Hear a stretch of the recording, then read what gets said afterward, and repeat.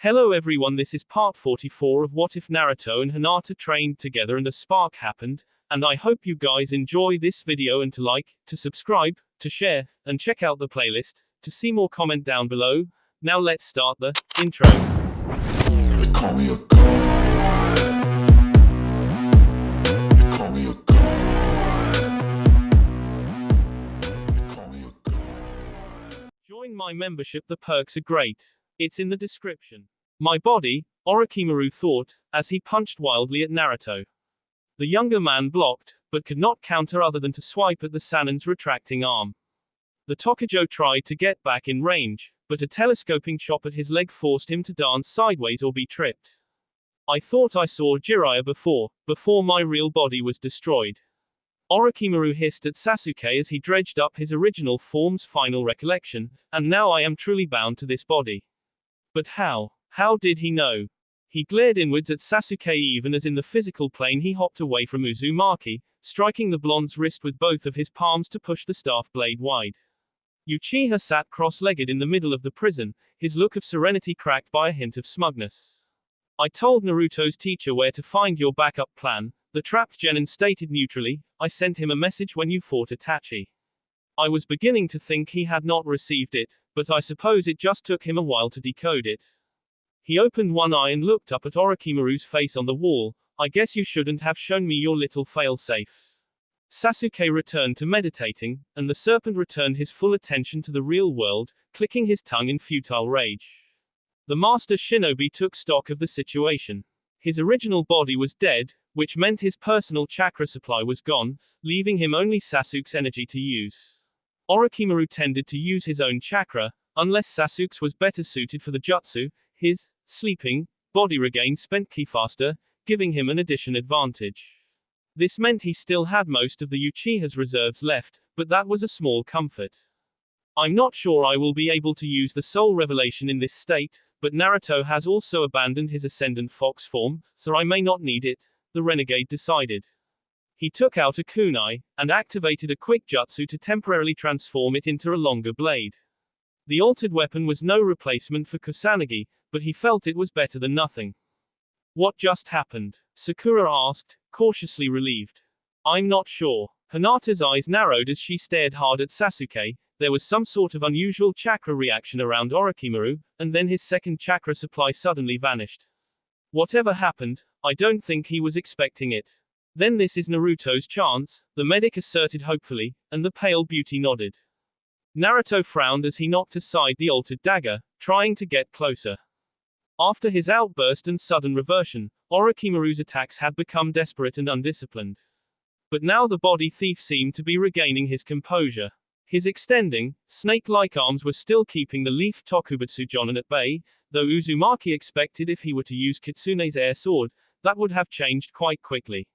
Fortunately for his composite opponent, Naruto was not willing to maim Sasuke, not when he was suddenly gaining momentum against Orochimaru. Ru. Flash split jutsu, Naruto vanished and reappeared at 4 points around Orochimaru. But the Sanin's arms snaked out and immediately destroyed two of the shadow clones. The renegade shook Sasuke's head with a wry grin. That jutsu places you in a perfect square, making it easy to predict your locations, Orochimaru explained, blocking an attack from one of the remaining Narutos, and drawing a second kunai in his offhand. He stabbed out at the version that was keeping his distance. His jutsu disrupted, that Naruto drew Kitsune and tried to disarm his opponent. During the weapons exchange the Sanin scored a hit on the teen's left elbow, and the clone exploded with a regretful expression. You're right, and I'm working on that, the real Tokujo conceded the point, but you're also wrong on 2 counts. Flash split. Orochimaru turned to intercept the incoming duplicates, but the copies were not where he expected. Instead 2 Narutos were closing in on him from shallower angles. I can also do triangles, Naruto explained as he stabbed Kitsune towards Sasuke's shoulder. Orochimaru rolled past the strike, and kicked one of the clones full in the belly, destroying it. He blocked one Kitsune with his transformed kunai and the other on his unmodified knife. He turned the blades over, extending his arms and score hits on each teen's left shoulder. The one who had spoken exploded, surprising the Sanin slightly, and the remaining Naruto formed the dragon sign again. And also, Ru. Flash split jutsu. The four Narutos reappeared in a square again, but this time, instead of surrounding Orochimaru, the closest one was 20 feet away, with the others further out. Even if you know the shape, you can't really predict where we will end our flash steps, the nearest Uzumaki noted, as the other three started signing. Raiten, Spark Darts Jutsu. Fuyuten, Cyclone Spikes Jutsu. Kaiten, Fire Trace Jutsu. The copies unleashed their attacks, and once the three elements had passed him, the lead Naruto followed, Kitsune raised high. With Orochimaru's attention back on the battle, Sasuke moved back to the scar on the soul prison, and began to examine it again. He had already discovered in the past, that when the snake was extremely focused on something, usually a fight or some manner of ancient book or scroll, he could exert some small control over his body. But now dragging his feet in a pattern or tapping a finger would not suffice. He only had one chance, so he had to make the very most of it. I am still an Avenger, he whispered, finding an especially rough seam in the top indentation, only my target has changed. Sasuke started to dig his fingers into the crack. Ninja art, Mud Surge Jutsu, Orochimaru countered, and a 19-foot-tall wave of muck washed towards Naruto, easily consuming the three weaker techniques. It crested over the younger man and his three copies. The shadow clones were destroyed instantly, but the real Tokujo was not so lucky. Uzumaki was battered by the thick swell, before ultimately being buried under it. Hinata held her breath, but a second later Kitsune's wind projection sliced through the settling earth. Naruto clawed his way back to the surface, gasping for air. Ninja art, Poison Mist Jutsu, Orochimaru summoned the toxic cloud again, expecting that the panting teen would be more susceptible to gas. Fuyuten, Naruto croaked, not using a jutsu, just expending his wind chakra to enhance the evening breeze.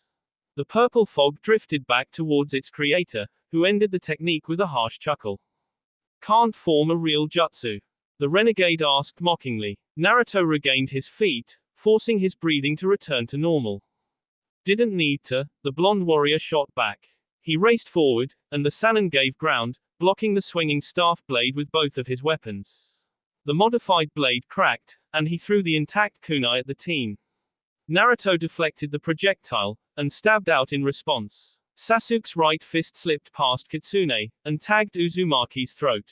Kitsune's wind blade flared out, but Orochimaru's forearms whipped away before they were cut. I should reconsider this, Orochimaru considered as he stepped back again. I am in an especially vulnerable state. I should retreat, and formulate a new backup plan. But then I would lose this chance to acquire Uzumaki's unique physiology.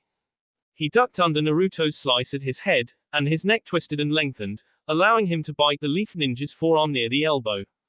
Uzumaki tried to pull away, but Orochimaru's teeth lengthened, digging deeper into Naruto's tissues. The teen instead tried to slam his free hand into Sasuke's ear, but the serpent blocked with one hand while his other palm shot at the shoulder of Naruto's trapped limb. The younger man's arm was thrown out of its socket, and the Sannin unlocked his jaw, releasing the limb. Kitsune slipped out of Naruto's grip as he popped his right arm back into place with a grimace of pain. He briefly glanced down at the odd combination of human and snake teeth marks, closing quickly on the skin visible under the damaged sleeve of his jacket. Then he threw his entire mass behind his left fist, aiming it at Orochimaru's throat. The snake slid around the punch, but failed to see the knee that jabbed into his side. The secondary attack was weaker and slower, and the Sannin caught Naruto's leg and tossed him away. No, right now the risk is too great. Orochimaru stepped towards the forest, plotting his escape route. All I need is for him to land an unlucky Rasengan. Once I have a new contingency or two in place, I can try again. He took 2 more measured paces away, while still facing the recovering blonde. Then he turned and darted towards the tree line as fast as Sasuke's legs would carry him. Hey, Naruto exclaimed in confused annoyance, as he finished regaining his feet. He raced after the renegade, but his rival was still the faster of the two of them. Hinata and Sakura also tried to move to intercept him, but even though Hinata was the fleetest of them all, she was too far away to catch Orochimaru before he made it to the woods. Only 50 feet from the forest, Sasuke's body pitched forwards, as if he had tripped on something. What are you? Orochimaru hissed angrily as he bounced off the turf. The two kunoichi stopped and Naruto slowed, expecting a trick. A few heartbeats later, Sasuke rose to his feet. But this time there was a different cadence to his movements, and when he lifted his head, the Sharingan was gone, and his pupils were round, rather than slitted. Naruto, Sasuke said softly, his voice an odd mixture of annoyance and regret. Sasuke. Naruto's eyes widened in recognition of the tone the Serpent Sannin had never fully replicated. Is that really you?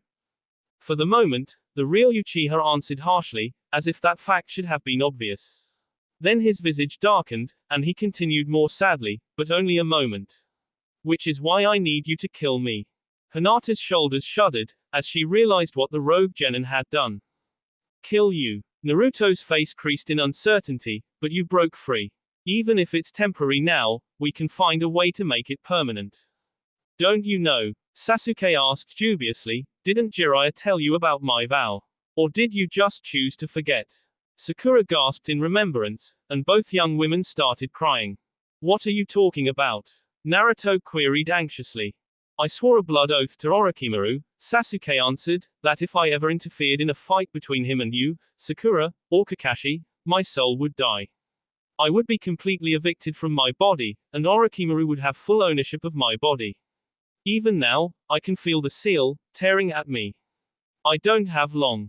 Why? Naruto demanded, tears streaming down his face, why did you do this? I could have beaten that snake, and gotten you back.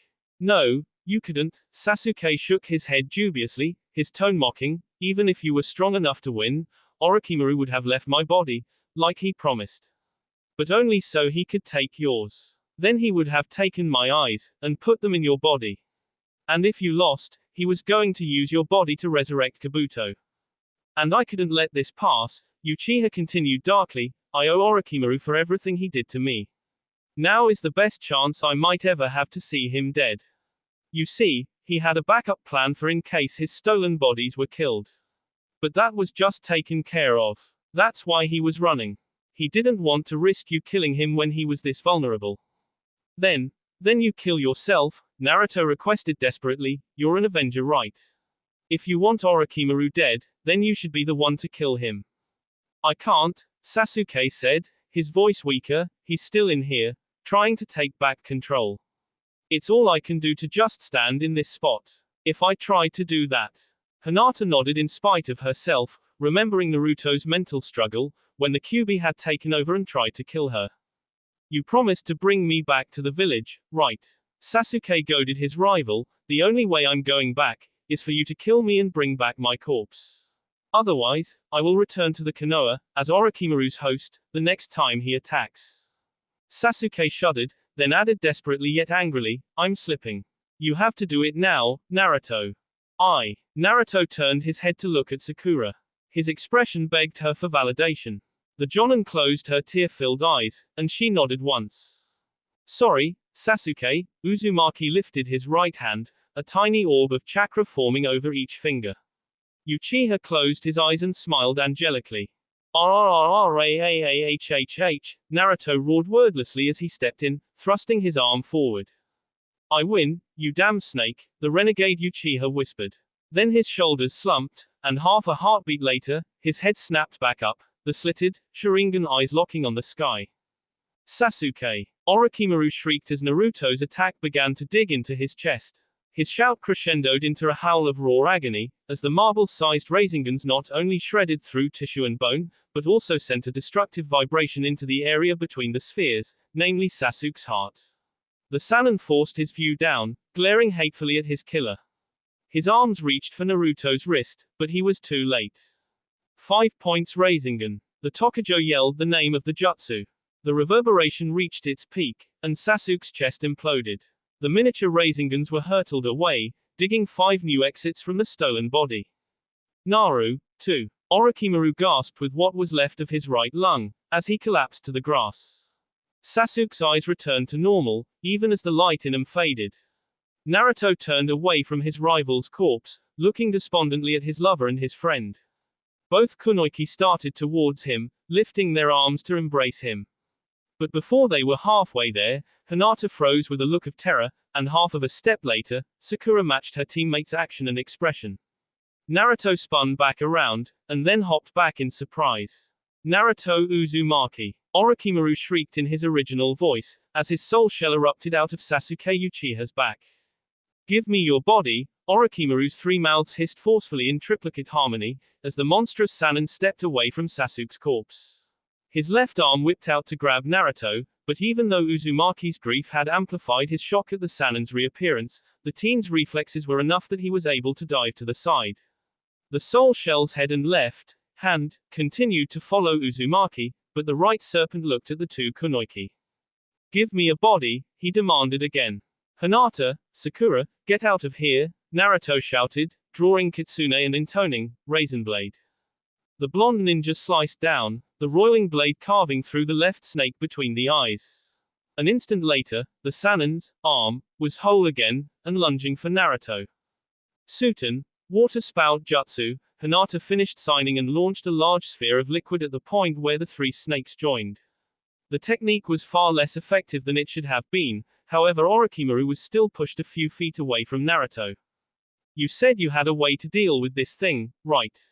Sakura asked, trying to decide if she could perform hand signs properly with one arm in a sling, or if she should risk wielding her axe with only one hand. I did before, when it was a ninjutsu, the pale beauty shook her head with a worried expression, but I don't know what I'm seeing now, and I can only guess what we could do against it. There are no bones, muscles, organs, not even tenketsu, just some sort of strange undifferentiated matter and chakra. I might be able to seal him, except I don't have a suitable vessel, and I have avoided learning necromancy-related fuinjutsu. So what can we do? Sakura asked herself as much as her teammate. Kaiten, Grand Fireball Jutsu, Orochimaru intoned, and the soul shell spit huge clouds of fire from each of its three mouths. The two kunoichi were both far enough back that they were able to avoid the attack, but Naruto was too close to dodge. Instead he brought up Kitsune, and the staff blade spiraling wind chakra extension carved a wedge in the flames. Uzumaki hopped back as Orochimaru's technique ended. He frowned in consideration when he noticed the snake pant once, before controlling his breathing.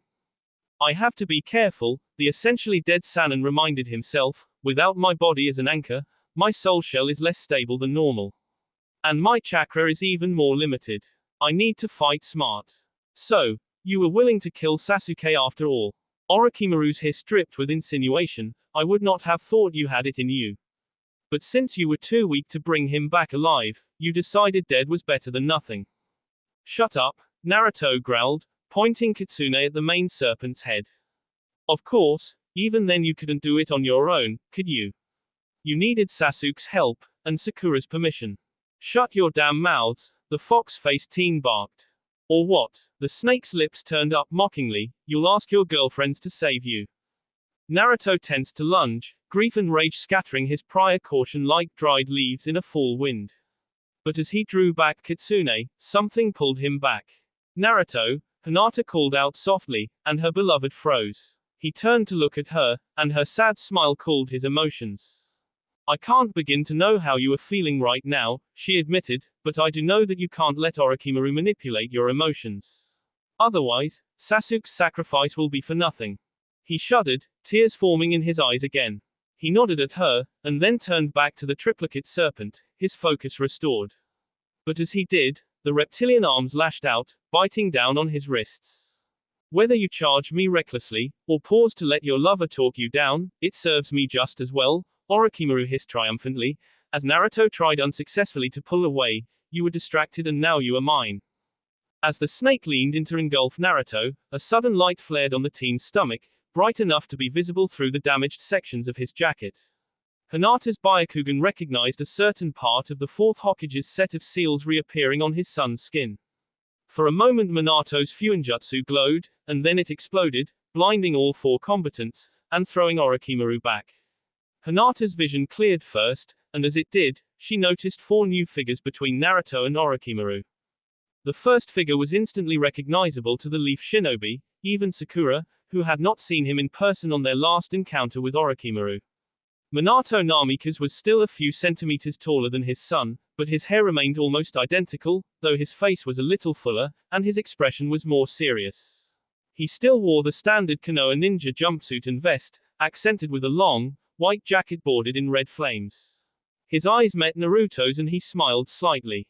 The second newcomer was also the tallest, and had a similar build to Minato.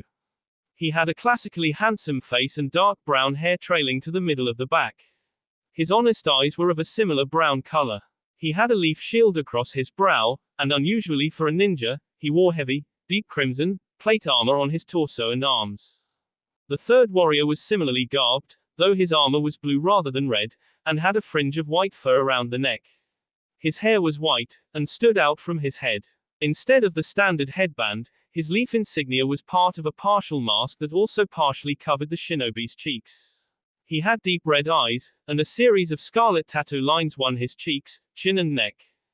The last to appear was also the shortest. He had short, spiky locks of a medium brown hue and a matching goatee.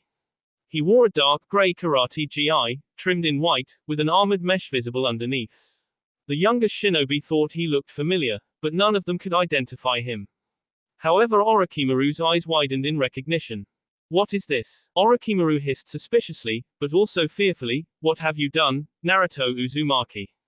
My son had nothing to do with this. Minato Namikaze took one step closer. If you seek to blame someone for what is about to befall you, look to myself and Sarutobi Dono. But to be fair, it's mostly your own fault, Tobirama Senju told the renegade, quickly circling around the renegade. Hiruzen Sarutobi followed closely behind his predecessor, but stopped sooner. Hashirama Senju moved in the other direction, and before he had realized it, the snake was surrounded by the 4 deceased leaders of the Hidden Leaf Village. What does that mean? Orochimaru snarled, his 3 heads trying to track his 4 new opponents. The first gestured, and wooden vines grew quickly out of the field, entangling the Sanin's legs. I tried to warn you, tried to steer you away from this path, the third said regretfully. You have angered the gods once too often, Tsunde's grandfather explained directly, particularly your continual disruptions of the afterlife. And now that your real body is dead, the Reaper is able to take action.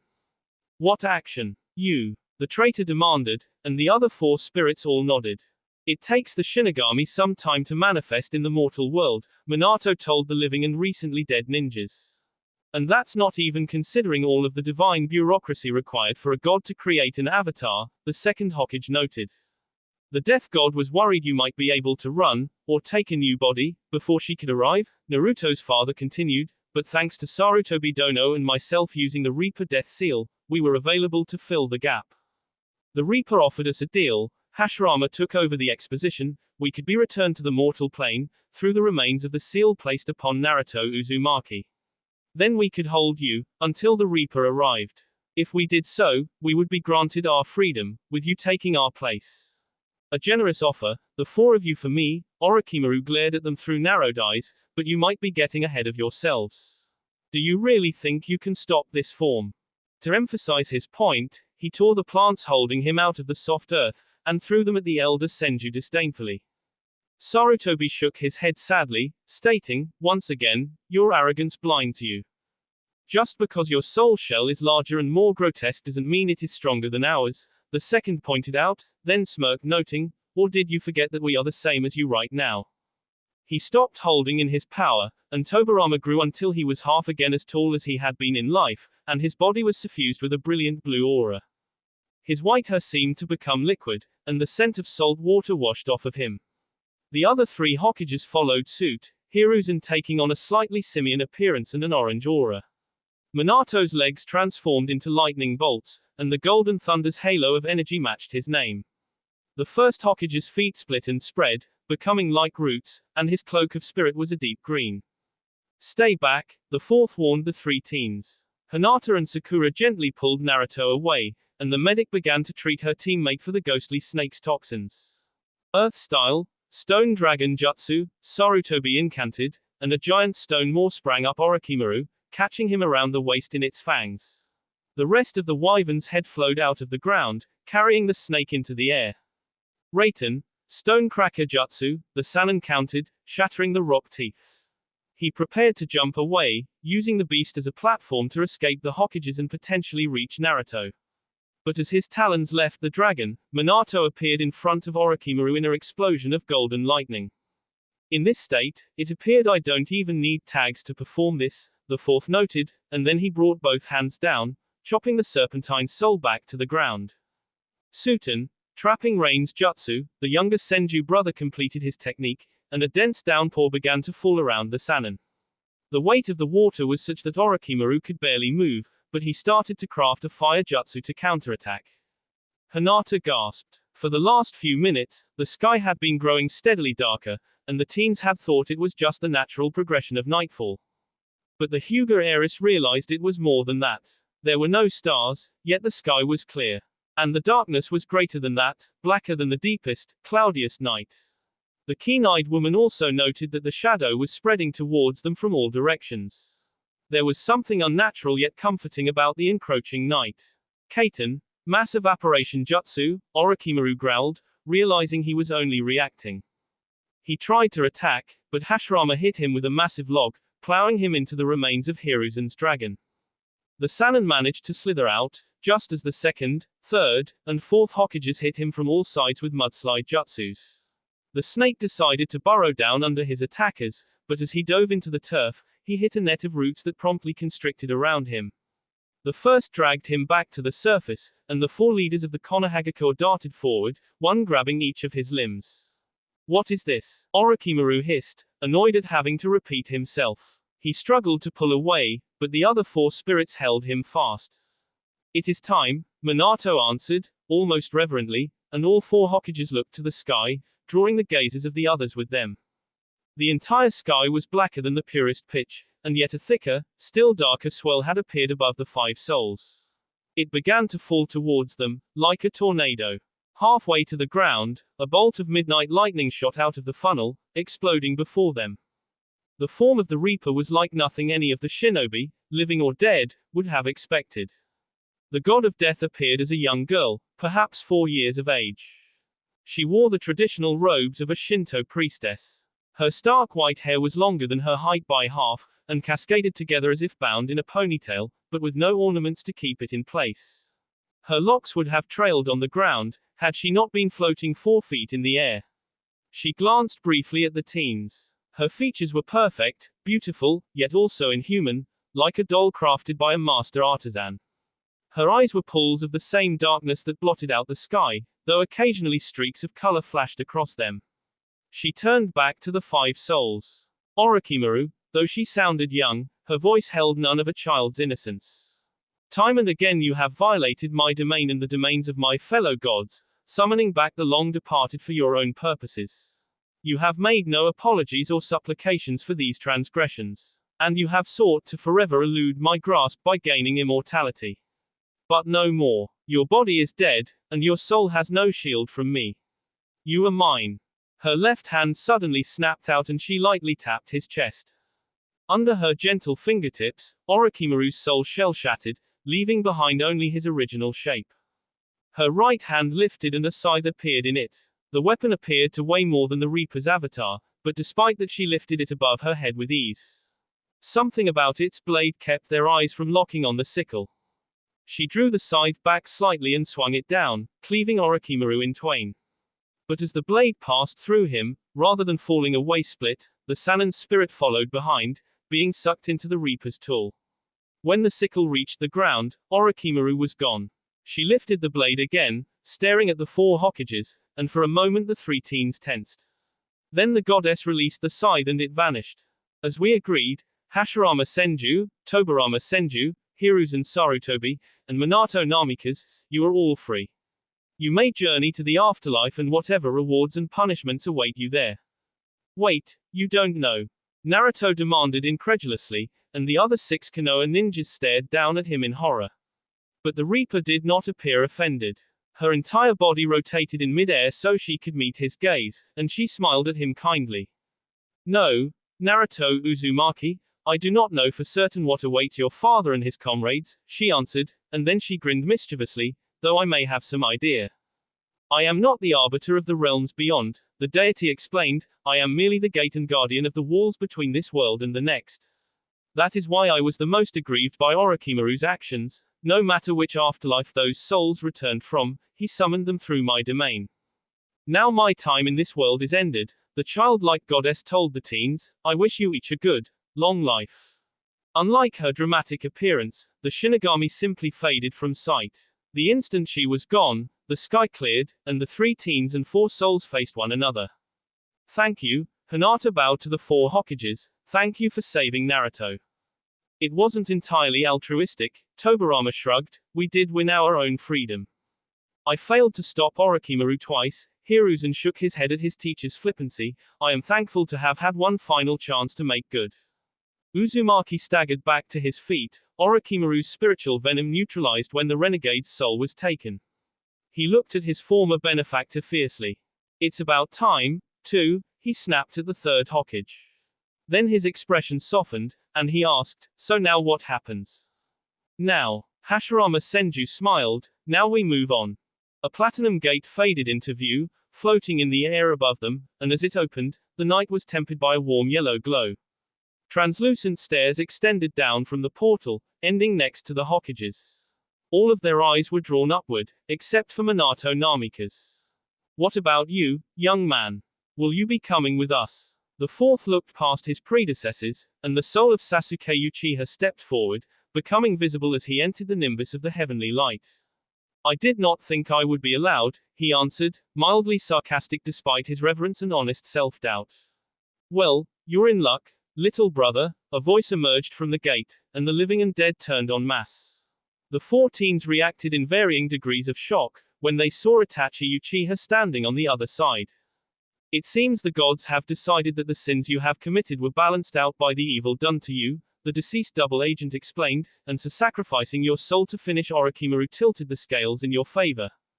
Come on, guys, another voice commanded, and Naruto's eyes filled with tears as they fell on his mentor. Jiraiya looked almost the same as he had while the teens had known him, except his skin was less weathered. The gods sent an honor guard to guide you in, the Sannin explained, so it would be pretty bad manners to dawdle. Behind him 3 more forms appeared. Naruto recognized his mother, while Sasuke gaped at his parents. The Avenger struggled to keep his composure and stepped closer.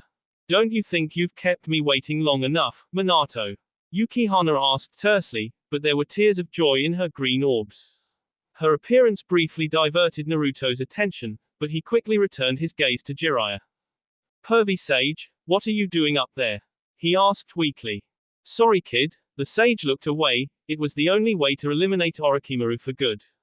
The only way. What does that mean? Naruto looked from Sasuke to Jiraiya, recalling his rival's previous statements. I don't have time to explain, the Sannin shook his head, but Tsunade knows. Jiraiya is correct, we must not delay any longer, the 1st Hokage instructed. He and his brother walked quickly through the door, and Hashirama grasped Jiraiya's hand. Hiruzen Sarutobi put his hand on Sasuke's shoulder and led him into the light. Goodbye, Naruto, Minato said, I don't think I will see you again on this side. Bye, Dad. Minato stepped through the door, and Yukihana pounced on him. Yuki, not in front of everyone, he scolded, blushing as the door started to close. Shut up and Kami, she demanded, and the portal to the afterlife sealed shut and vanished. Naruto turned back to his lover and his friend, and took a deep breath, forcing the sadness from his face. Hinata embraced him anyway, and Sakura touched his forearm comfortingly with her good hand. Thank you both, he told them, putting his arms around his fiancée. As they stood there his face started to cloud over again, so the medic tried another tactic. Well, what do you know? Sakura said pointedly, in mock surprise, I guess there is such a thing as ghosts after all. Sakura. Hinata's voice sounded scandalized, but she too was acting, for her beloved's sake. Naruto shuddered, and then managed a weak grin. Ghosts like that, I can handle, he announced. Then he sobered, and looked down at the ground, at the remains of his fallen rival and friend. Come on, Naruto Uzumaki stated, it's time to bring Sasuke home. She sat up suddenly in bed. She was not sure what had awakened her. She glanced over, hoping she had not disturbed her lover, but ready to downplay it if she had. He shifted slightly, but remained suspended in his dreams. She looked around the dark apartment, trying to figure out what had interrupted her slumber. Nothing was out of place in their home, none of their phones had rung. After almost a minute she suddenly understood. It had been with her for years, the pain. The constant, burning ache where her neck met her left shoulder. The stiffness, that interfered slightly with the reflexes in her left shoulder. The yearning, a dark urging to give in to her fate. Most of the time it was just there, but occasionally it flared up, sometimes with her emotions, and other times for no reason she, the medical corps, or the sealing experts could determine. Moderate or intense, no matter what, the pain was there. Always. And after over a dozen years, it had become a part of her. Now it was gone. The pain, the tightness, the call, all of it. She could not believe it. The kunoichi scrambled to the side of the bed. She opened the nightstand, scrambling for the mirror in the drawer. Her wild actions finally roused her partner, who opened his eyes and looked at her in confusion. Anko, what is it? Aruka asked drowsily. Aruka, she stopped just short of jumping out of bed, as if suddenly remembering her lover's existence. She dropped back to the mattress, and slid towards him. Untethered, her violet hair hung halfway down her back, and she hastily pulled it over her right shoulder, giving him an unobstructed view. What do you see? She demanded, and her actions brought the male Jonin to full awareness. She had always avoided showing him her back. It was riddled with small scars, leftovers of the various missions and battles she had been in since returning to the village and joining Team Hisashi. She proudly called them her battle trophies, but Yumino knew that boast was mostly a cover. The marks only existed where she covered them. Any injuries to her stomach, arms, legs, and face had been properly treated. And even now, he knew most of the blemishes could have been reduced or eliminated by a skilled medical ninja. The scars were Anko punishing herself for her association with Orochimaru, which was why she usually hid them, even while flaunting as much of the rest of her body as she could without being arrested. But that was not her point, and his eyes were drawn up to her neck, to her other brand, the cursed mark of heaven. Except that the serpent Sanon's seal was not there. He reached out, and she flinched. He paused, and she murmured a terse apology, upset with herself at her fear. He touched her skin gently, but it was smooth and clean. Aruka had little natural talent for fuinjutsu, but he had studied hard despite that, as ninja seals directly impacted two of the most important people in his life. He activated a few quick techniques, probing the area with his chakra, but there was no evidence of Orochimaru's brand. What is it? She asked anxiously, trying in vain to see for herself. She ended up staring at her lover instead. Nothing, he answered carefully. What? Nothing. I'm not the best choice for this, and I can't be 100% sure, he qualified, but I don't see it and I can't detect it. Anko, I think your curse mark is gone. She turned her face away from him, and her shoulders began to shake. He realized she was crying, and he cautiously put his arms around her, half expecting her to dodge or even throw him.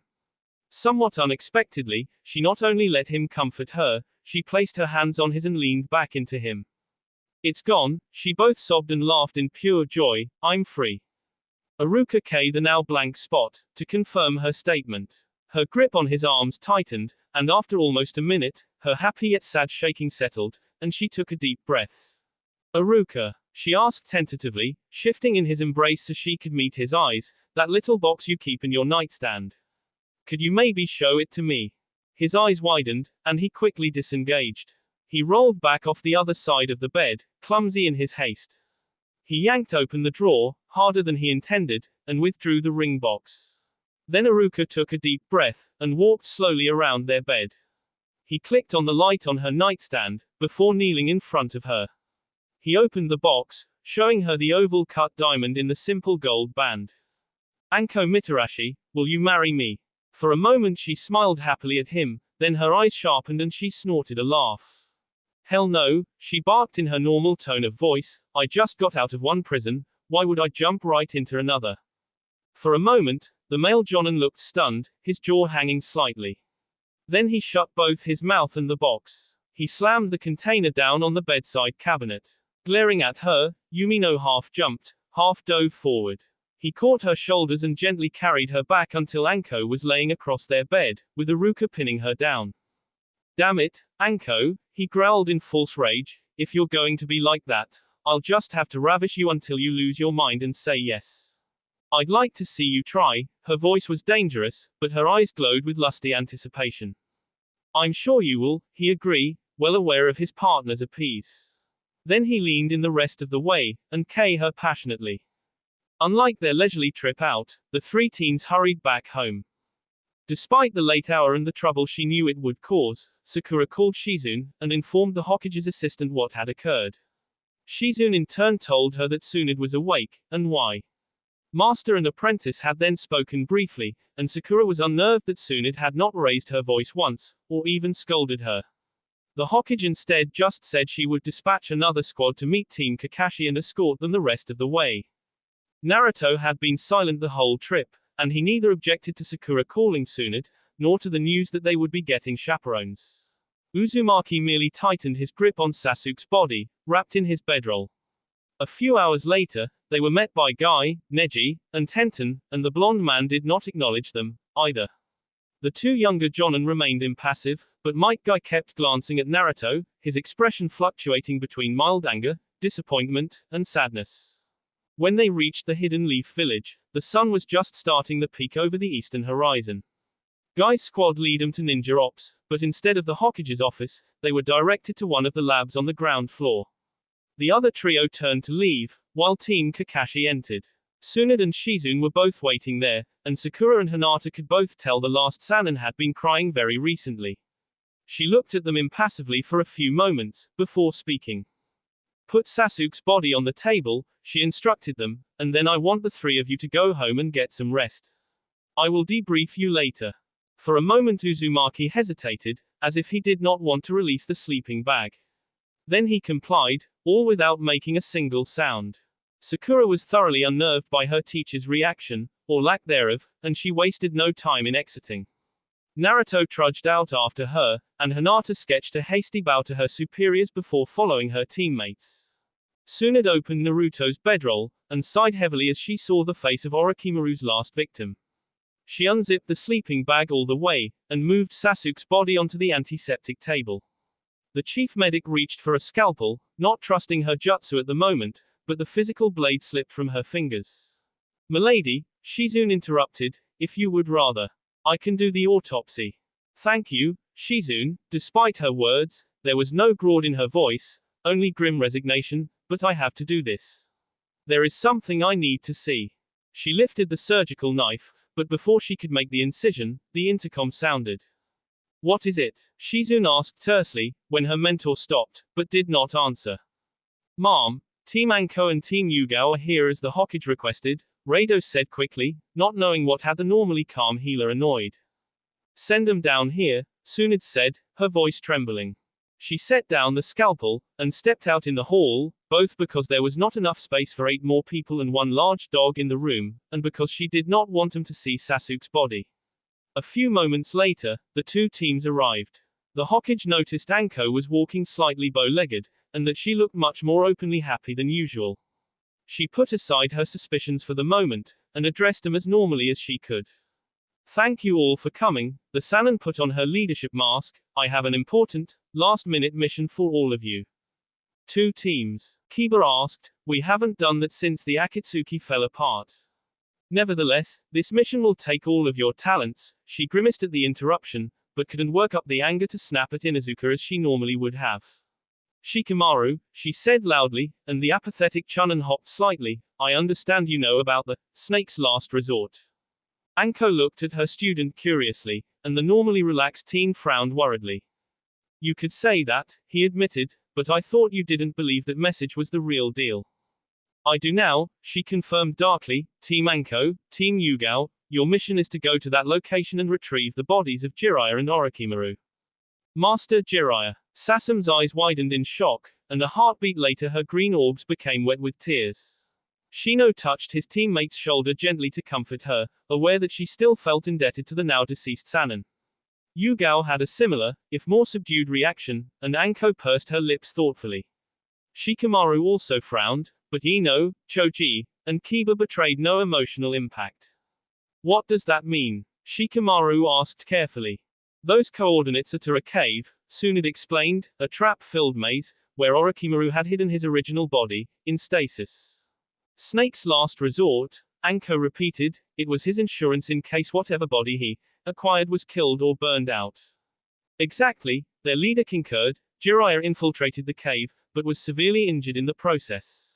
He determined that getting to Orochimaru's body through the snake's seals and barriers was a suicide mission. So, since he was already dying, he decided to take our former teammate with him.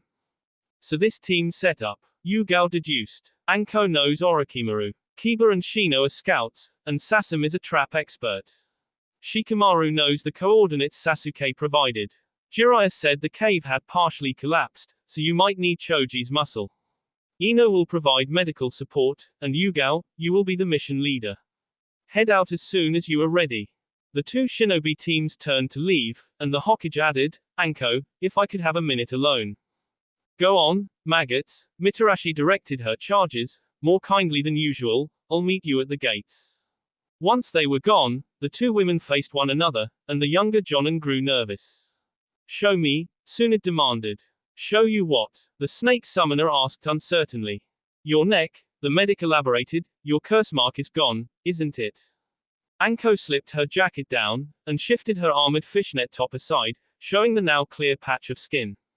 We'll want to have Hiroko Hyuga double-check that when you get back, the Hokage noted neutrally.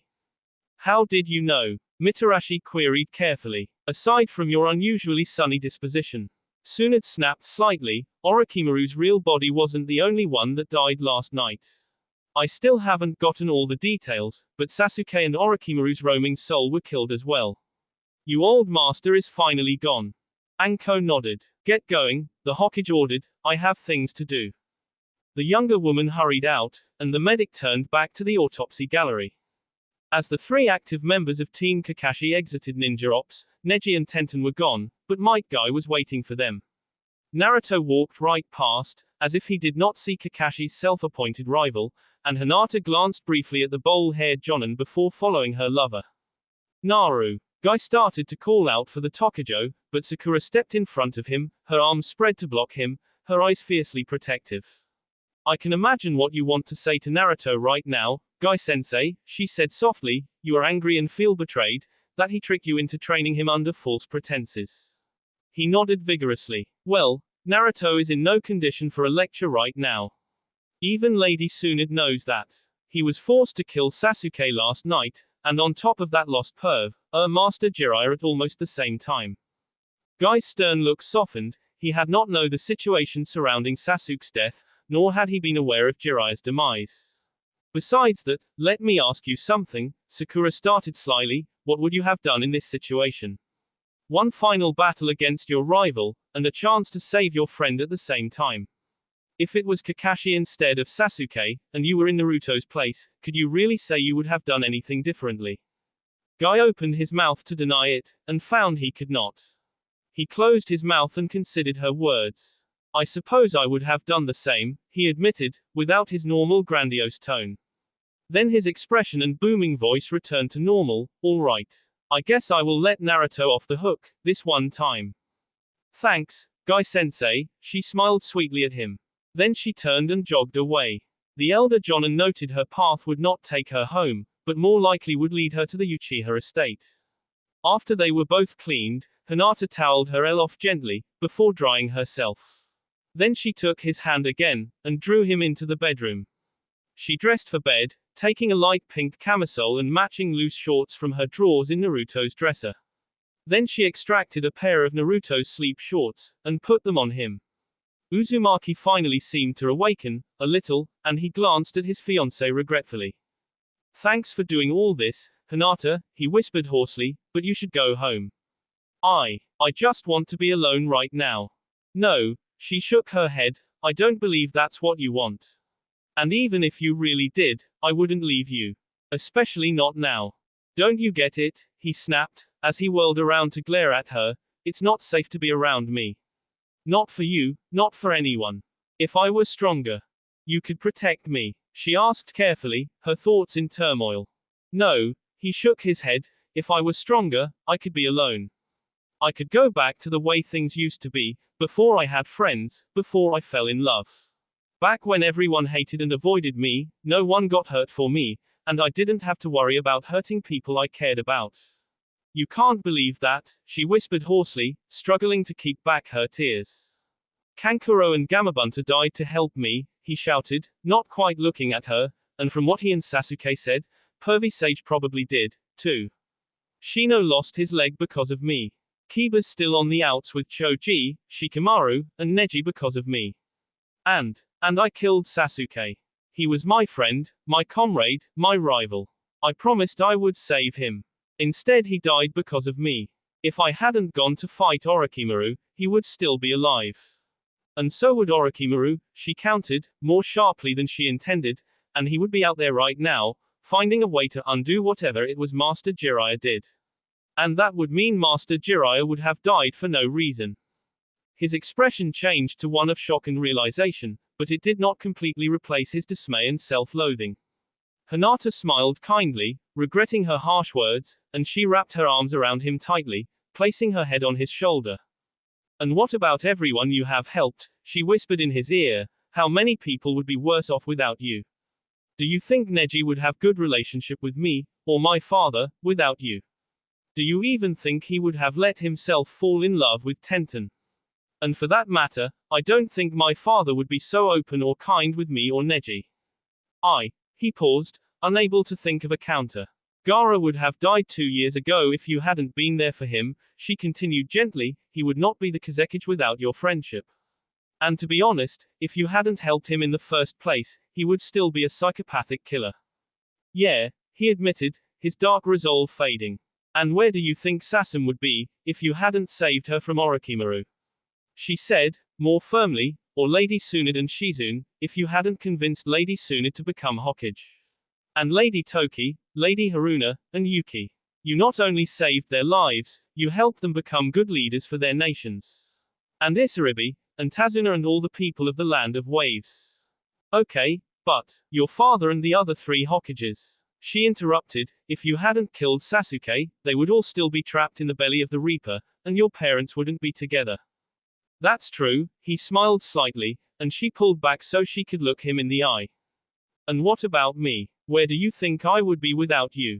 You'd be fine, he answered dismissively, you always would have been. That's sweet, she looked pleased, yet shook her head. No, but you still don't seem to understand what you have been to me. Before we started spending time together, when we were only friendly acquaintances, you were my inspiration. Even back at the academy. You saved me from myself more times than I can count, just by being there, just by being you. I don't know what I would do if you vanished from my life. She kissed him, and for a moment he hesitated. Then he leaned into her, sending all his love and graw to her through their joined lips. He embraced her tightly, as if suddenly afraid to let her go. You don't have to worry about that, he said darkly, when they broke apart. Like I already said, I'm too weak and afraid to do that. Is that the only reason you're with me? She prompted sadly, because you are too frightened of being alone, to force me away. No, he shook his head violently, I love you, Hinata, and I love being with you. Even when your self-doubts drive me to distraction. You mean so much to me. But, she queried more evenly. But I promised myself if I ever became a danger to people close to me, I would leave rather than hurt them. Go and live on a mountain alone somewhere. Naruto, I'm so much safer with you, because of you, than I could ever have been without you, she told him earnestly. He briefly smiled at that, and kissed her again. Thanks, Hinata. I guess I'll just have to work harder to protect my friends from the troubles I bring them. Then his eyes darkened again, and he added, though, it's too late for Sasuke or Pervy Sage. She interrupted his melancholy again with her mouth. And this time when the K ended, she didn't just break off, but instead pulled his lower lip towards her invitingly. Blushing, she took her arms from around him, and caught his hand instead, drawing him firmly towards the bed. He resisted, and her seductive expression turned to one of kind worry, though the redness in her cheeks did not fade. Let me help you forget for a while, she told him, even if only for a few hours. After a moment, he nodded, and let her guide him into their bed. The members of Team Kakashi each possessed the Jutsu code to enter the Uchiha compound. Unlike normal, Sakura used hers to enter without ringing the bell. She moved quickly through the compound's narrower avenues, until she reached the central courtyard. As she moved towards her teacher's residence, her eyes fell on the main family's larger home, and she again wondered if Kakashi had chosen one of the other houses in deference to his missing student. She passed the now familiar dojo, and slowed as she approached the copy ninja's front door. After a few seconds of introspection, she shook her head and knocked 3 times. Good morning, Sakura, the copy ninja greeted her as he opened the door. Sakura, Sakura, Ryuchiha chanted, smacking her spoon into her oatmeal happily. Kakashi crossed to his daughter's high chair, and wiped her face. He took the spoon, and fed her another mouthful. The toddler dribbled out more than half of the porridge back onto her chin and shirt. After cleaning her again, Kakashi set the bowl aside, understanding his daughter was done eating. He moved Rei to her playpen, before returning his attention to the younger Jonin.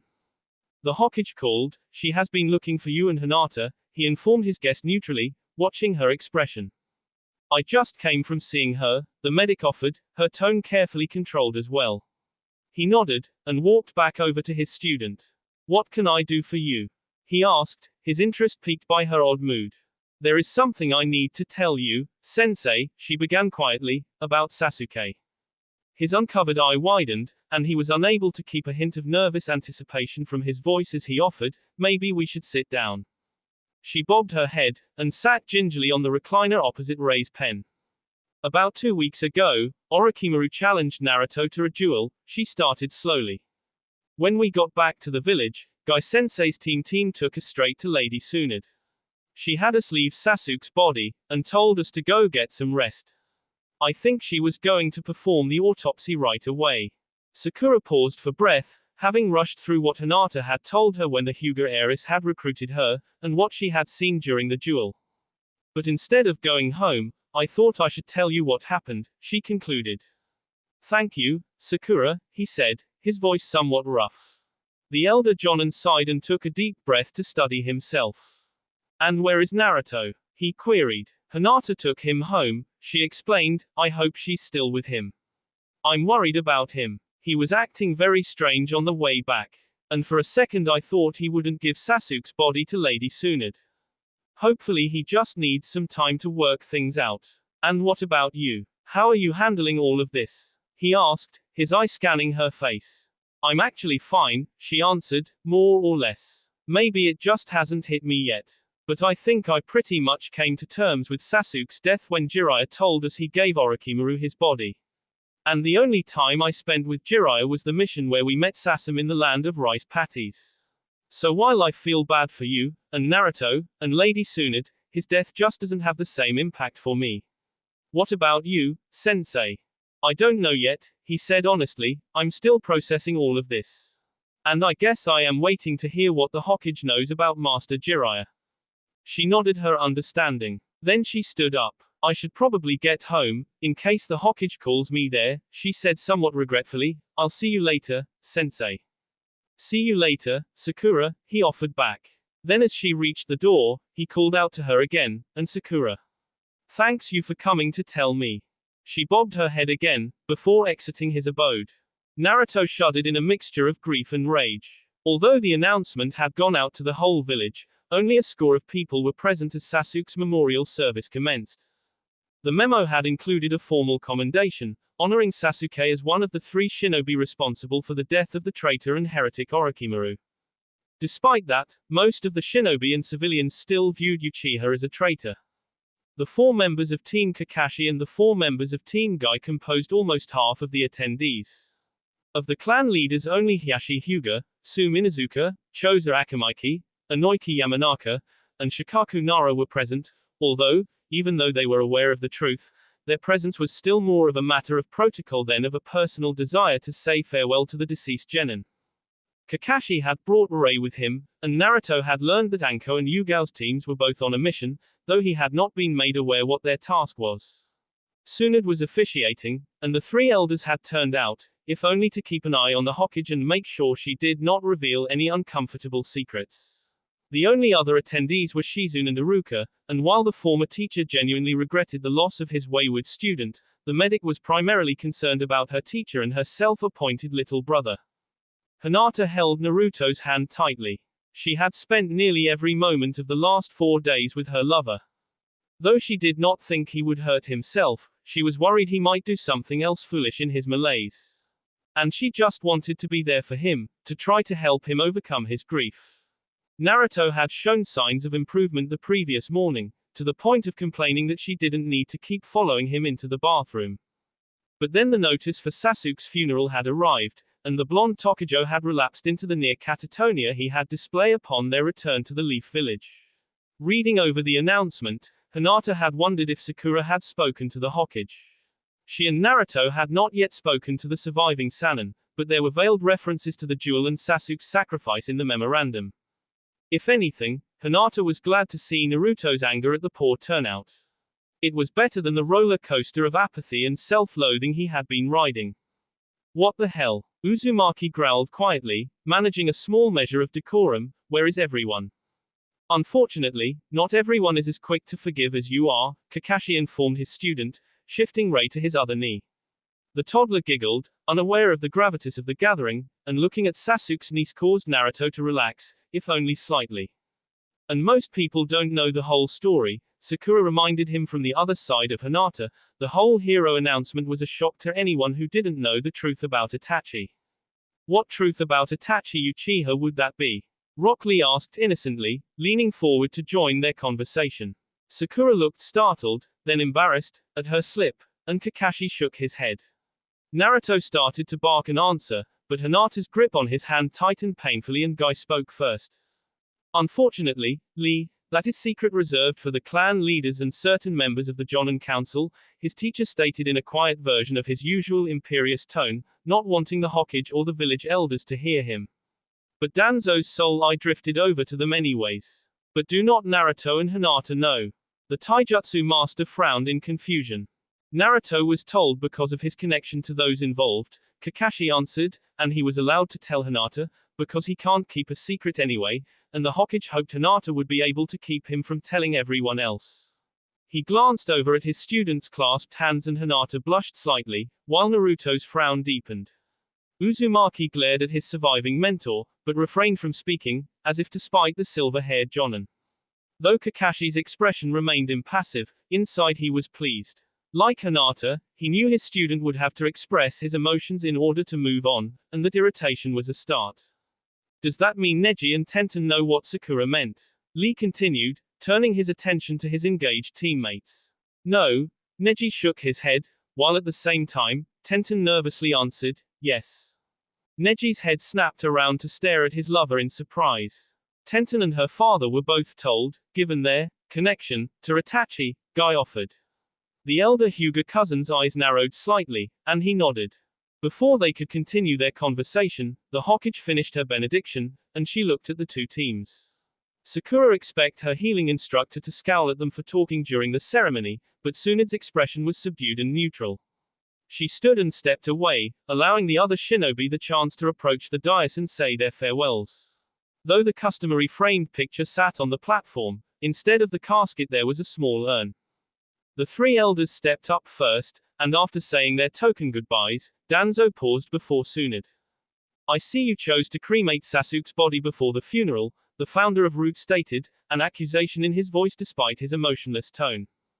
Given both Madara's use of Itachi's body, and Orochimaru's predilections, I judged it to be the safer course, the Senju princess answered, unperturbed, do not be concerned, I personally verified Sasuke's identity and oversaw the cremation. A wise precaution, he agreed unenthusiastically, his gaze drifting back to the burial vase even as Team Kakashi made their way up to the stage. Then Danzo tightened the slack on his ever-present sling, and strode away. Naruto knelt before the photograph, and offered a quick prayer, despite knowing his rival's fate. Goodbye, Sasuke, he said despondently. Hinata took his arm again, and guided him away. Tsunade did not face the three teen members of Team Kakashi as Naruto and Hinata told their leader about the events leading up to the duel, as well as the battle itself. Sakura remained silent, having already given the Hokage a brief rundown of the fight and its aftermath, when the Sannin was planning Sasuke's send-off. All right, Tsunade said flatly when they finished, is there anything else you want to add? Yeah, Naruto's tone was similar, but with an undercurrent of anxiety. What happened to Pervy Sage? He said you knew. Is he really dead? We won't know for sure until Anko and Yugao find him, their leader qualified, but given what you three saw. Yeah, Jiraiya's dead. How? Naruto demanded harshly, and then more sadly continued, why? The Hokage sighed, but did not face them. There was something we didn't tell you about when Jiraiya and Itachi fought Orochimaru. She started at the beginning. During the fight, Sasuke scratched out a message in the dirt. Jiraiya and Shikamaru decoded the message, and it led the pervert to a cave in the mountains, deep in the land of snow. It was full of Orochimaru's traps, but after he made it through, Jiraiya found the snake's original body, still alive, in stasis. That's what the Reaper meant, Sakura interjected. Right. Because his real body was still alive, even if Orochimaru's stolen body was killed, his soul was still attached to this plane by his real, living body. When Jiraiya found it, he called me. He told me he was already dying, from the injuries he suffered getting to Orochimaru. He said that the Fuinjutsu and ninjutsu guarding Orochimaru would have killed anyone who tried to get to the snake. So that idiot sacrificed himself, to finish things with our old teammate. And it sounds like he might have saved your life in the process, Naruto. That was why Orochimaru stopped. When he was about to stab Naruto, Hinata realized, he felt his body die. More likely one of the seals told him something had happened. Tsunade disagreed, but either way, the timing seems to work out. And that's it. Like I mentioned, I sent Team Yugao and Team Anko to bring back Jiraiya and Orochimaru's bodies. Unless there is something else, you three can go, the Hokage told him apathetically. What? That's it, Naruto groused. What do you want? She turned her chair slightly, glancing at him darkly with one eye. Aren't you going to yell at us? Give us genin jobs for a month. Threaten to beat the stuffing out of us or demote us. Something. Sakura glared at her teammate, but Hinata nodded in spite of herself. Why would I do that? Tsunade barked a laugh, but there was no mirth in her. You were on vacation, and just happened to be attacked by Orochimaru, right? Even if that vacation was granted under misleading pretenses, you did a pretty good job of insulating yourself, Naruto. Besides, I can't punish the hero who took down one of the worst missing nin the Hidden Leaf Village ever produced, can I? And it wouldn't be fair to penalize Sakura and Hinata if I can't punish you. I'm not going to punish you, just so you can feel better, Naruto, she said, her voice full of loathing and self-pity. After all, no one is going to censure me for my mistakes. What the hell does that mean? Naruto stood up, and slammed his hands on her desk. It means, I'm the reason Jiraiya is dead, she snarled angrily. If I had trusted his instincts and experience, I could have sent a full team to investigate those coordinates. That fool wouldn't have had to go it alone, and he would still be alive. And Naruto would be dead, or Orochimaru's host, Hinata whispered, and both blondes turned to stare at her incredulously. She wilted slightly, then forced herself to continue. He would have stabbed you, Naruto, and even if that didn't kill you, you were having a hard time with that snake transformation of his. If Master Jiraiya had been part of a team, and had not been injured, they would have probably tried to get to Orochimaru without sacrificing anyone, and that would have taken too long. Master Jiraiya's sacrifice saved you, and also broke Orochimaru's jutsu. Both of the incensed shinobi calmed at her words, if only slightly. They returned to glowering at one another. Hinata may have a point, but you still should have trusted the pervy sage, Naruto growled, especially after everything you two went through together. You were teammates, after all. Yeah, teammates, Tsunade sighed in depression, remembering Jiraiya's delirious musing at the end of their conversation. I'd follow Hinata or Sakura to hell if they really believed they needed to go there, he continued, before quoting Kakashi, anyone who abandons their teammates is the worst kind of S. The surviving Sanin's shoulders slumped at his words. But Uzumaki wasn't done yet. And if you're looking for someone to make you pay for your sins, old lady, I'll be more than willing to beat that lesson back into you. The two kunoichi of Team Kakashi looked at their male partner like he had lost his mind. And the Hokage lifted her head again, a dangerous glint in her brown eyes. You think you have it in you, runt? She asked, her voice strangely flat given her words and expression. Believe it, Naruto snapped back. The two grieving warriors collapsed to the dirt, face down. Sakura started to step in, when both Naruto and Tsunade rolled over, landing facing one another. The two younger kunoichi had followed the Hokage and their teammate, and watched their fight with warring emotions. It was no ninja battle, but rather a brawl between two hurting souls. Neither used any ninjutsu or weapons, and their martial arts were rough at best. Even without using her chakra to boost her strength, Tsunade was still the stronger, but Naruto's regeneration made up for that. In the final exchange, the Sanins had landed a fierce blow to Uzumaki's jaw, but had taken a breath-stealing knee to the stomach in return. Now the combatants stared at one another, too far away to reach, and still unable to stand. Is that all you got, old woman? Naruto panted roughly, trying to grin smugly. Like hell, knucklehead. Tsunade's tone remained firm despite her own labored breathing. You're still a decade away from being able to challenge me. Each tried to keep up the facade of confidence and anger, but they could not. After 3 more heartbeats of scowling at each other, they both started grinning. Naruto's coughing turned to chuckling, and before long both were laughing wildly. Tears were streaming down their faces, but not just from the mirth of the shared idiocy. Sakura snorted one laugh at him, while Hinata smiled in relief. A few more minutes passed, before the guffaws died down. After catching his breath, Naruto sat up. He staggered to his feet, and shuffled over, offering the Hokage his hand. As he pulled her up, Tsunade realized for the first time that Uzumaki had grown a few more centimeters since returning from his training with Jiraiya, and he was now noticeably taller than she was. Then he unexpectedly pulled her into a hug. Her eyes widened for a minute, and then she returned his embrace. It wasn't your fault, either, Auntie Tsunade, he told her, striking the balance between the grandma label he normally applied to her, and the big sister honorific he used to butter her up. It may have hurt, but we both did what we could with what we had. His eyes fell on Hinata as he used the words she had said to him on their second day back. Then he broke away, and grinned. Besides, it was a better way for him to die, instead of keeling over in some brothel of alcohol poisoning. Right. I suppose it was, she smiled back kindly. Then she grinned sharply. Now, about that punishment you were begging for. Sakura groaned. Jiraiya's funeral could most easily be described as the exact opposite of Sasuke's send-off. Instead of a solemn, traditional ceremony, it was patterned after a land of air farewell party, if slightly more subdued. And not only had the entire Leaf Village turned out, but the Kazekage, Mizukage, and Tsuchikage each attended with a small number of their shinobi, all of whom had met the Toad Sage at some point over the years. Naruto had been more or less back to normal after his spar with Tsunade, and though his mentor's funeral hit him a little hard, he was able to get into the swing of things. He danced repeatedly with Hinata, and once with Sakura, and shared humorous stories of the self-proclaimed super pervert with anyone who would listen. As the first round of food trays were cleared to make room for the next course, the blonde Tokujo had another unexpected encounter. Hey, Naruto, Anko Mitarashi greeted him informally as she sidled up. Since his defeat of Madara, she had refrained from calling him maggot or punk, though kid occasionally slipped out. But now Naruto detected something else in her sharp voice, a hint of genuine, open affection.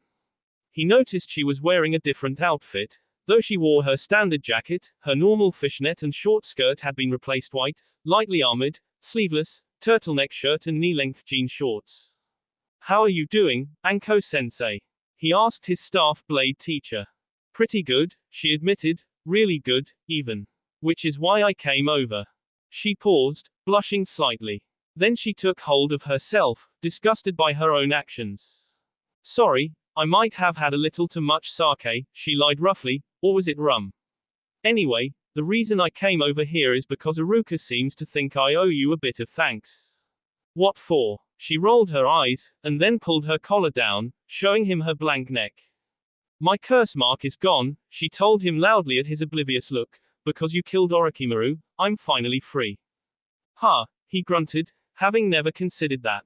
Then he grinned at her slyly, and asked, does that mean you're gonna accept Iruka-sensei's proposal? Anko blushed again as she looked over at her lover. Maybe, she said noncommittally, we're still negotiating. Naruto just smirked at her. Don't give me that, she groused. Then she suddenly leaned forward, and hugged him. Thanks, kid, she whispered in his ear. Sure thing, Anko-nisan, he returned her embrace. She blushed again, and pushed him away to cover.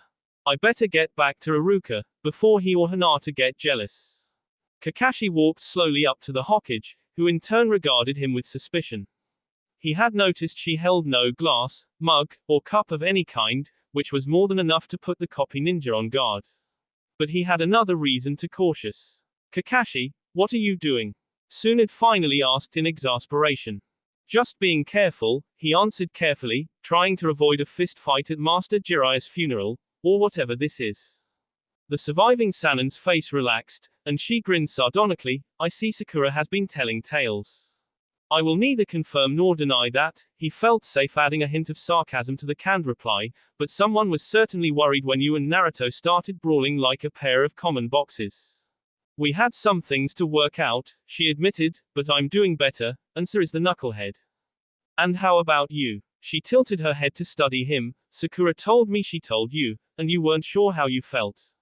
I'm okay, he answered without conflict. I was never as close to Jiraiya as you and Naruto were. And I think this was a better death than he could have hoped for, given his habits. Naruto said pretty much the same thing. She smirked again. Kakashi affected a look of horror for a moment, and then they both chuckled.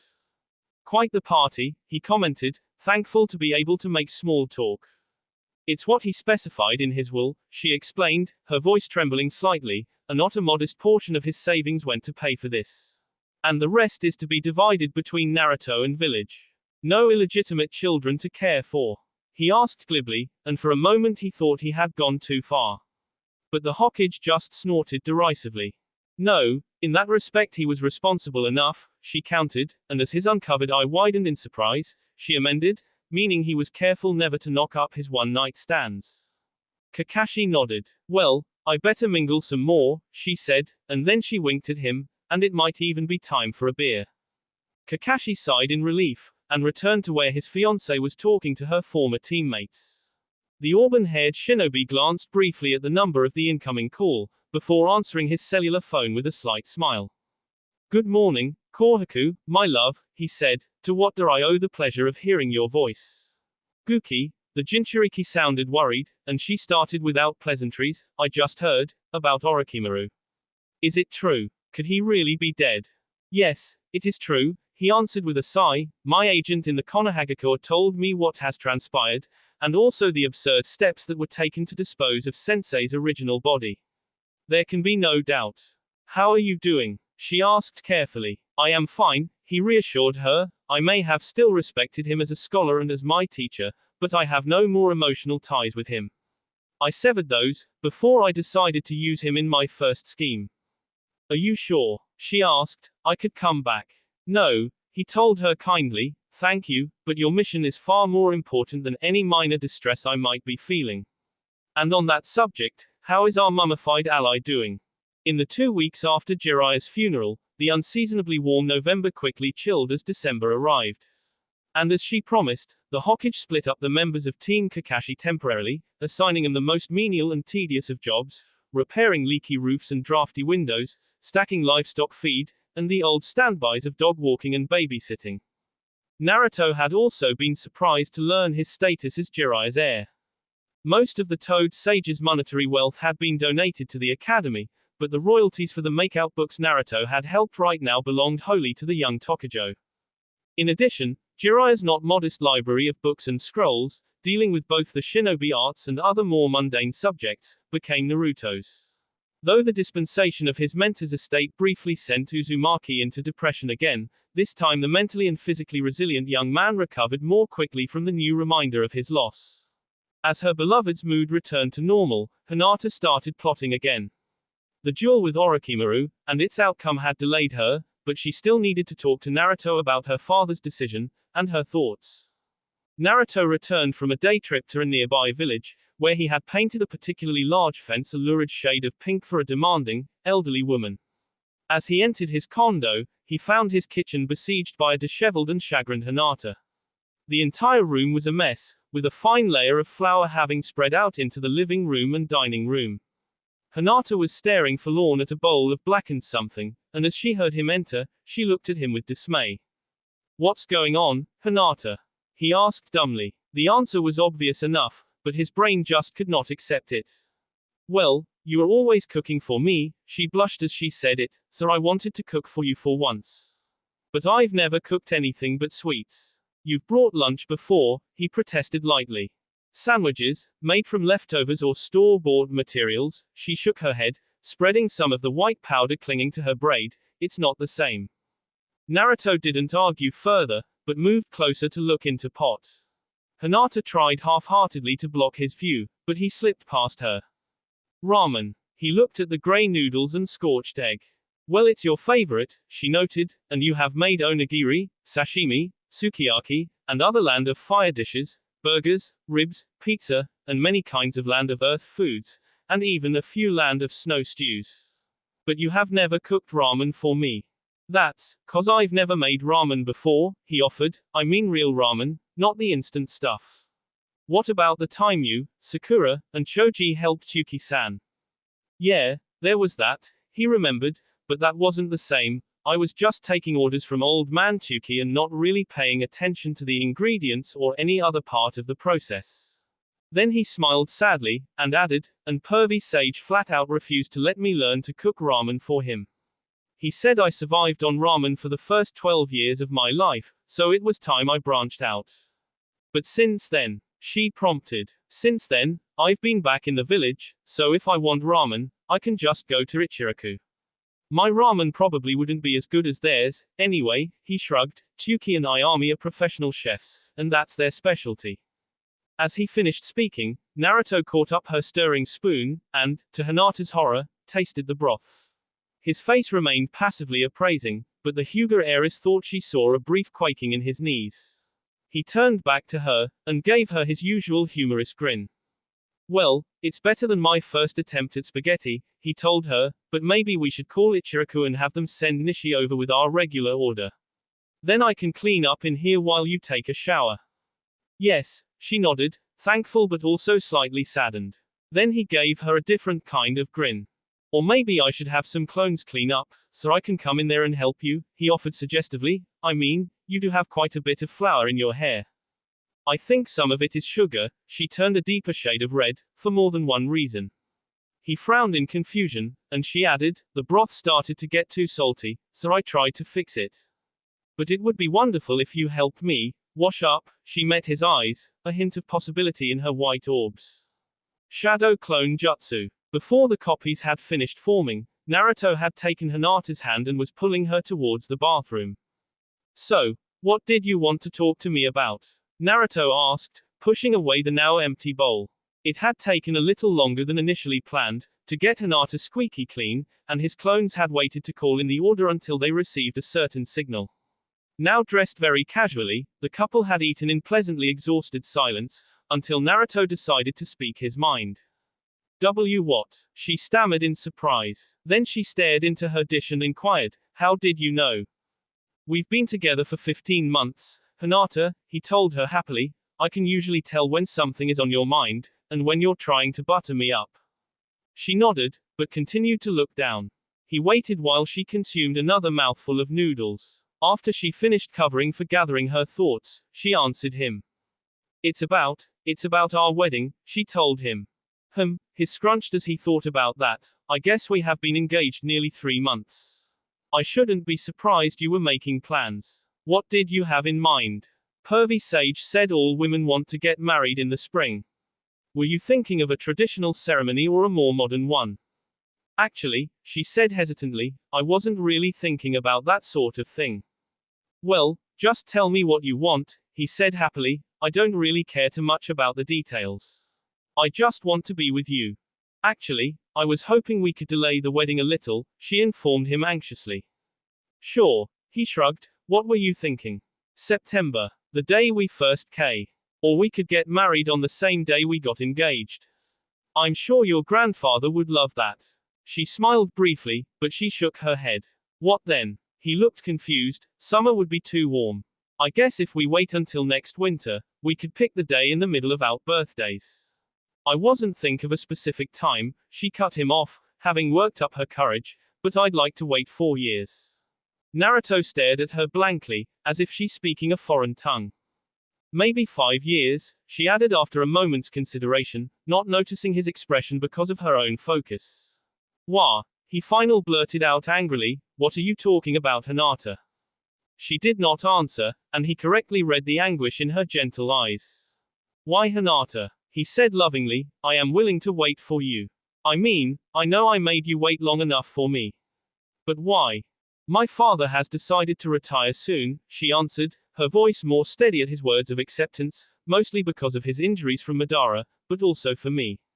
If everything works out, by this time next year, I will be the leader of the Hyuga clan. That's great, Hinata, he grinned happily. Then he frowned again, but what does that have to do with us waiting to get married?